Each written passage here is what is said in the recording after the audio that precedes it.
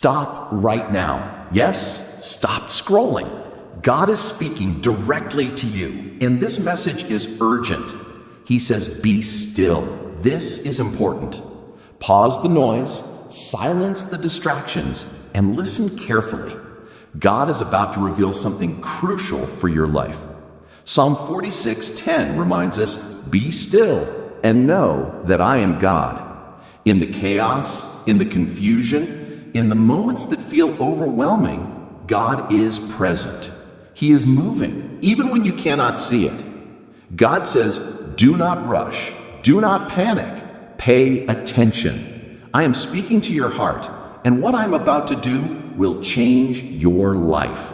So take a deep breath, open your heart, listen with your soul. This is not just another message, this is a divine moment.